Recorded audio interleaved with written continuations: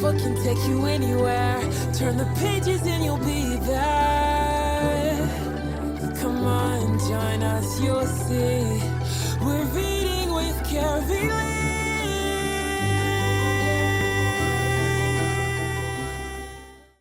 Hi, friends, and thank you for joining us for another Read with Carylee.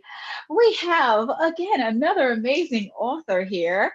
And before we introduce you to her, I would like you to hit subscribe and ring that bell so that you don't miss a minute of any of the content that we have.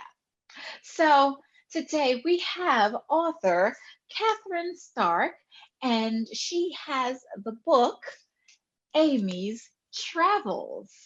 Now, I don't know about you, but I love traveling everywhere.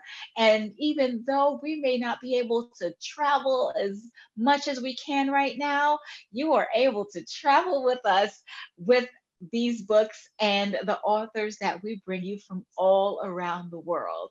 Now, Miss Kathryn, welcome to the show. Thank you. I am so excited to be on your show today. Yes.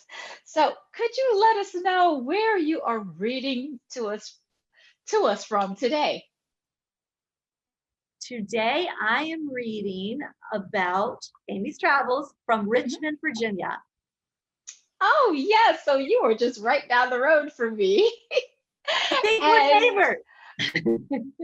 Yeah, in the beautiful state of Virginia. So thank you so much for coming on Zoom and reading for us. So I want to know a lot more about Amy's travels. It seems that she has been traveling to numerous different places. So I'm going to just turn it over to you and have you dive right into the book as we get to Amy's travels. Hi, I'm Amy. And ever since I was a tiny baby, I have loved to travel. My dad has a job that allows him to move every few years to a brand new place. I have been to lots of different schools, made lots of friends, and packed a ton of suitcases. My dad, mom, big brother, and I have lived all around the world. There are 7 continents in the world. Continents are very large areas of land. They are North America, South America, Europe, Asia, Africa, Australia, and Antarctica. My family has lived on 5 of the 7 continents. There is one continent that my family has never even tried to move to. No family can live there because it is too cold to survive. Have you ever met anyone who lives in Antarctica? The continent Antarctica is located on the southern tip of Earth. It is the coldest place in the world, so it remains the home to penguins and glaciers, which are huge sheets of ice. I was born in Peru, just like my mom. Peru is a country on the continent of South America. When I was only a few days old, I made my first move to our new home in Honduras. I was a good baby and I loved playing with my big brother. My first word was mommy, which means mom in Spanish. Spanish is the language I learned when I was little. Jambo! That means hello in Swahili, the native language of Kenya. We moved to this country on the continent of Africa when I was 3 years old. I went to kindergarten in Kenya. My school was made up of lots of small huts. The students used a different hut for lunch, music, or library. My favorite thing about living in Africa was going on a safari. My big brother and I would climb into a high jeep and ride through the tall grasses and the wildlife. We watched lions, zebras, and hippopotamuses wandering around the grasses. They're not in cages like in the zoo because the jungle is their home. I bet you go to the beach when you have summer vacation from school. Well, my family travels to Europe. Europe is another continent located to the north of Africa. It is a small continent with lots of different countries, many different types of people, and many languages. We visited a beautiful country called Holland, which is famous for its hills and windmills. Windmills were built a long time ago to pump water. Today, some of the windmills have been turned into restaurants where my family would go out to dinner.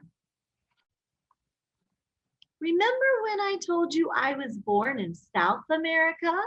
Well, I moved away for a while, but I moved back to Peru when I was in 3rd grade. A large part of Peru is the Amazon rainforest. The jungle is large, hot, very rainy, and a home to a large number of animals.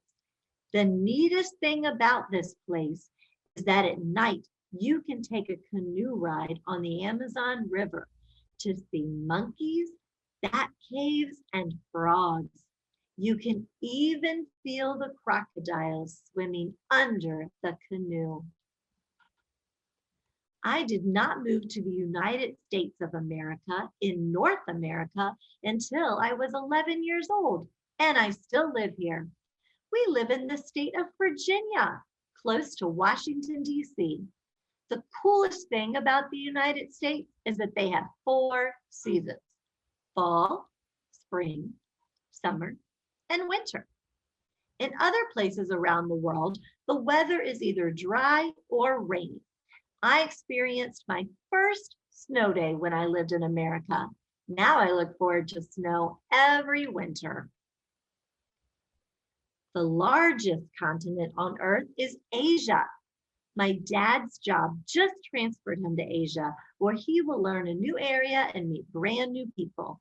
I plan to make a trip to Asia this summer. Asia includes lots of countries with mountains and flat land, but my dad will be living in the desert where it is hot and dry.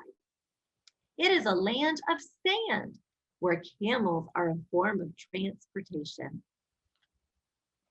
The next place I want to explore is the continent of Australia, which is known as the land down under. Kangaroos and koalas are the native animals, and you can scuba dive into the Great Coral Reef. It will be another adventure for me to explore. I have learned so much through my travels around the world, and each continent has something special to offer. So, what continent will you visit first? With Carylee. And that was a great adventure around the world. And I have so many questions right now. But I just want to let our friends know a fun fact. If you have been listening to Read with Carylee and watching Read with Carylee, you will know that we have had authors from 4 continents so far. And we just have South America, which Amy was born in, and Asia to be able to have an author. And we will hopefully be recording we will hopefully be meeting an author from Asia within the next couple months. Crossing our fingers. Yes. So, Kathryn, what was the inspiration behind you writing this book? And it's a twofold question. Are you Amy? So I get that question a lot. Amy is actually my college roommate. And oh, wow. Amy had a very exciting story to tell because her father worked for the government and she traveled clearly all around the world. So this is Amy's true story that she gave me to write. And the reason I decided to write it is I am a former elementary school teacher and I taught first and second and third grade, and the 7 continents are part of our curriculum in second grade, I could not find one story, a fictional story, that took us to all of the continents. I found a nonfiction story for every one, but that's 7 factual books I had to bring home from the library. And I Mm. found that we learn best through story. So I told the story of Amy to my students, just using the map and using her journey.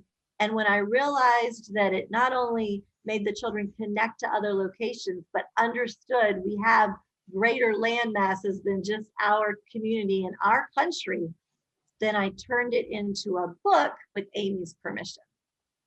Oh, that is awesome. Yeah, I know my son is in the third grade now, and he is fascinated with the continents and fascinated with learning about different countries.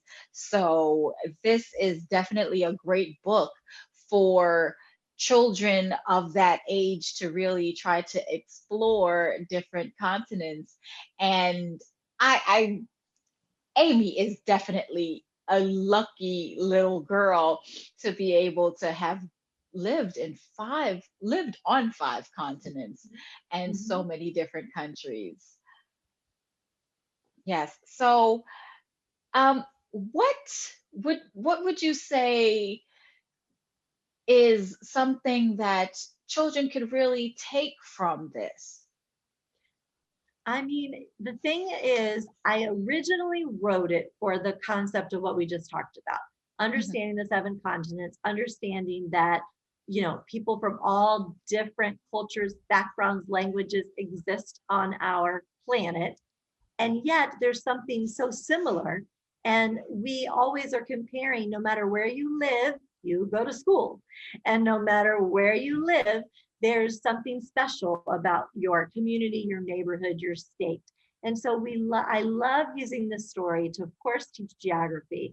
But I really love this book because exactly what you said in the very beginning. We cannot travel right now. Some Mhm. children don't have the opportunity to travel ever. But when you have a special book with a special setting, you can travel anywhere. And so, whether you're picking up Amy's Travels or a chapter book, I Mhm. always want kids to feel like they're going to a new destination and learning something so that they get a new piece of information. And one day they might be able to go there themselves, but sometimes with the wonderful support of great authors, you feel like you're there. And we were just able to Yes. take a trip around the world in 20 minutes. Yeah, yeah, absolutely. It's what we try to instill in our children that, if you want to go someplace else, sometimes all you have to do is really open a book and it can take you anywhere, Yes. as our theme song says, where do you go when you want to go higher? Yes. So we really love that. And I love that you took your friend's story and reimagined it and repurposed it for the sake of our children. So, what book inspired you when you were growing up? I was the child that reread the same books over and over and over again.